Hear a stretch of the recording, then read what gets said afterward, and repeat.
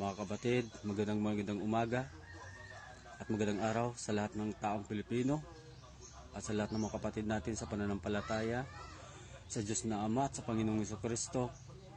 Mga kapatid, bago tayo magsimula, paki-subscribe, paki-hit ang notification bells, and paki-share at magpapatuloy tayo sa mga gawain ito, pagpapahiganap ang salita ng Diyos na Ama at ng Panginoong Jesucristo at pagliligtas ng lahat ng tao sa mundong ito pagdating ng paghukom ng sanlibutan ito. Mga kapatid, ibabahagi ko lamang ang katotohanan na ipinaparating ng Panginoong Diyos at ng Panginoong Hesus sa lahat ng tao sa sanlibutan ito upang umaligtas pagdating ng paghukom ng Panginoong Diyos sa sanlibutan ito. Mga kapatid, ang sino man sumampalataya nito sa Diyos na Ama at sa Panginoong Jesucristo, ang katotohanan ito base lamang sa katotohanan na pinahayag sa akin ng Panginoong Diyos at ng Panginoong Jesucristo at sa mga huling araw ang mangyayaring paghukom sa sanlibutan ito. Mga kapatid, itong mensaheng ito para sa lahat ng mga Kristiyano na sumasampalataya sa Diyos na Ama at sa Panginoong Jesucristo upang maiparating ang kanyang salita at mensahe sa lahat ng tao upang sa kaligtasan ng lahat ng tao sa sanlibutan ito. Mga kapatid, napakapalad nating mga Pilipino at ang bayang Israel. Dahil tayo bayan ng Diyos sa Panginoong Hesus sa mga huling araw na ito. Ang katotohanan ay pinahayag sa akin ng dakilang Diyos upang maiparating sa lahat at sa buong sanlibutan ang kanyang salita, ang kanyang katotohanan at sa pagliligtas ng lahat ng tao sa sanlibutan ito at makakamit ang bayang banal, paraiso at ang pagkarian ng Panginoong Diyos na sa langit at ng Panginoong Kristo. Mga kapatid, itong mensaheng ito upang iparating sa lahat ng tao ay magandang balita na pagliligtas at ng Panginoong Hesus upang hindi mapapahamak sa nagliliyab na apoy sa dagat-dagatang impyerno. Mga kapatid, nakikita niyo mga kapatid, wala akong Biblia na dala, subalit sinusumpalatayanan ko ang nalaman at katotohanan ng Biblia nakalagay sa katotohanan na yan.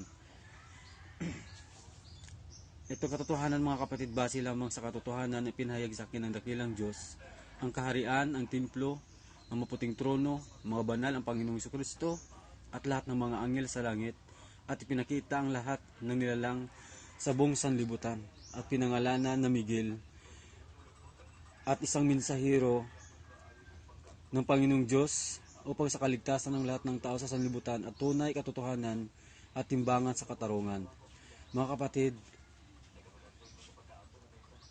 itong mensahe nito ay napanggaling sa Amang sa langit at ng Panginoong Jesucristo upang paalalahanan tayo sa mga huling araw na ito ay dapat na nating magbalik loob sa Diyos na Ama at sa Panginoong Jesucristo upang makakamit ang buhay na walang hanggan at ang paraiso ng Panginoong Diyos sa mga kaharian ng langit at hindi mapaparusahan sa nagliliyab na apoy sa dagat-dagatang impyerno.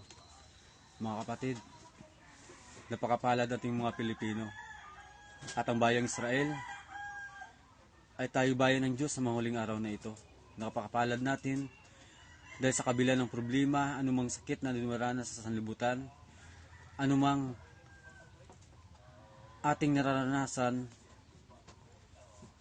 sa mundong ito, ay binibigyan pa tayo ng Panginoong Diyos at ng Panginoong Hesus ng babala at mensahe para pagdating ng paghukom, pagdating ng wakas ng sanlibutan, ay makasama tayo sa bayang banal at paraiso ng kaharian ng langit. Mga kapatid, masasabi ko napakapalad natin dahil tayo bayan ng Diyos sa mga huling araw na ito at ang bayang Israel. Kaya napakapalad nating mga Pilipino, Iglesia ni Cristo, Iglesia Romano Catholic Baptist, Hinubba, Muslim, Protestante, ano pang relihiyon sa sanlibutan ito, ay dapat na magpasailalim sa kapangyarihan ng Diyos Ama at ng Panginoong Jesucristo at lahat ng tao sa mundong ito ay magkaisa, magmahalan at magbigayan at lahat ng tao ang gumagawa ng kasalanan ay maging napapatawaran, magbago, magsisi at magbagong buhay at sumunod sa katuusan ng Diyos na Amang nasa langit at gumawa ng kalugod-lugod sa harapan ng dakilang Diyos at iparating ang magandang balita at ng Panginoong Kristo sa lahat ng tao sa libutan ito. Mga kapatid, itong katotohanan na pinahayag sa akin ng dakilang Diyos, ang lahat na nakalagay sa banal na kasulatan, ay lahat yan mga kapatid ay katotohanan at nagaganap na sa mga huling araw nito. Dahil ako mismo ay nakarating at pinakapunta na sa kaharian ng langit at pinahayag ng Diyos Amang nasa langit ang lahat ng hiwaga at lahat ng katotohanan at lahat ng mga banal at mga anghel, ang lahat, bulkan, dagat, nasa lupa at lahat ng nilalang sa kalangitan. At hindi mananaig mga kapatid, ang mga kalaban ng Diyos Amang nasa langit at ng Panginoong Kristo, at hindi mananaig ang kadiliman, sapagkat mananaig ang kaliwanagan at ang Diyos Amang nasa langit at ang Panginoong Kristo sa buong sanlibutan. Mga kapatid, ako ay mensahero ng Panginoong Diyos sa mga huling araw na ito upang hikayatin kayo pabalik sa Diyos na Ama at sa Panginoong Kristo at hikayatin kayo na maging matatag sa pananampalataya sa ating dakilang Diyos Amang nasa langit. Tayo hindi niya pababayaan sa anumang nangyayari sa sanlibutan. Hindi niya tayo pababayaan at hindi niya tayo paparusahan ang sino mang sumampalataya sa Diyos na Ama at sa Panginoong Kristo at sa totohanan ng mensaheng ito. Mga kapatid, napakapalad natin dahil tayo pinili ng Panginoong Diyos sa mga huling araw na ito. At ang lahat ng katotohanan ay pinahayag sa akin ng dakilang Diyos, ang mga nasa langit at ng Panginoong Kristo, ang lahat ng hiwaga sa kalangitan, sa kalupaan at sa ilalim ng lupa, Hadis at impyerno. Mga kapatid, mahal na mahal tayo ng Panginoong Diyos Amang nasa langit at ng Panginoong Kristo. At hindi siya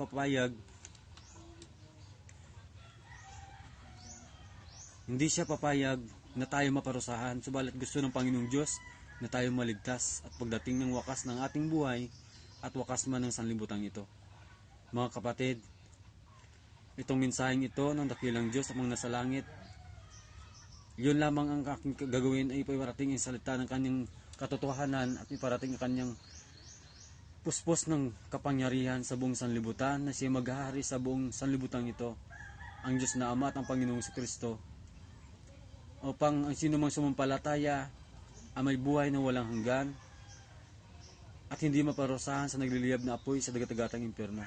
Mga kapatid, ako ay mensahero ng Panginoong Diyos sa mga huling araw na ito, dahil ako mismo ay nakarating at nakapunta sa kaharian ng langit at dinala ng kaharian Diyos Amang nasa langit. Dinala at nakikita ang maputing trono, mga banal at mga anghel, lahat ng nilalang sa lupa at sa ilalim ng lupa. Mga kapatid, ang sino mang sumampalataya nito, ang sino mang tumanggap sa Diyos na Ama at sa Panginoong Kristo, ay may buhay na walang hanggan. Bayang banal at paraiso pagdating ng wakas ng ating buhay at wakas ng sanlibutan ito. Napakapalad natin mga Kristiyano na sumasampalataya sa Diyos na Ama at sa Panginoong Kristo, ay alam na natin na may buhay na walang hanggan na naghihintay sa atin pagdating ng wakas ng atin ng buhay nito. O wakas man ng ating buhay at wakas man ng sanlibutan ito sa mga huling araw mga kapatid. Mga kapatid, ang katotohanan ito ay dapat na iparating sa lahat ng tao sa sanlibutan ito upang mabigyan ng katotohanan at mabigyan ng daan tungo sa kaligtasan at makakamit ang bayang banal at paraiso ng dakilang Diyos Ama at ng Panginoong Kristo sa kaharian ng langit. Mga kapatid, anumang dinaranas natin sa sanlibutan ito, anumang pagsubok o anumang kalamidad ang nangyayari sa sanlibutan ito, mga kapatid, tayo ginigising ng Panginoong Diyos Amang nasa langit at ng Panginoong Kristo na dapat na nating magbalik sa pananampalataya sa Diyos na Ama sa Panginoong Kristo at maiparating ang magandang balita at babala sa lahat ng tao dito sa lupa. Mga kapatid, ang sinumang lumalabag at gumagawa ng kasalanan sa harapan ng Panginoong Diyos at ng Panginoong Kristo ay mayroong kaparusahan sa nagliliyab na apoy sa dagat-dagatang impyerno sa kabilang buhay.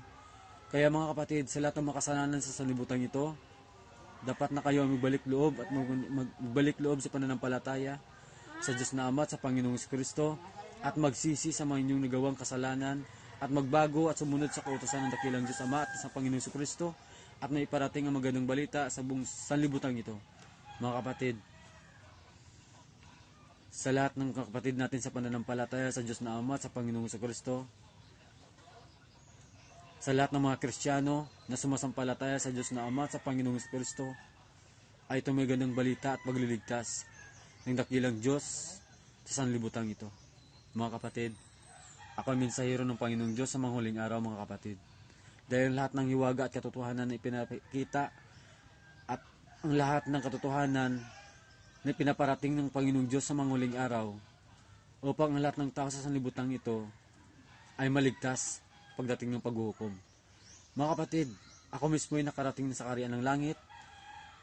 Ipinakita ng dakilang Diyos Ama at ng Panginoong Kristo, mga banal at mga anghel, at pinangalanan na Miguel at isang mensahero ng Panginoong Diyos sa mga huling araw, at may pahayag ang katotohanan at kaligtasan sa buong sanlibutan. Mga kapatid,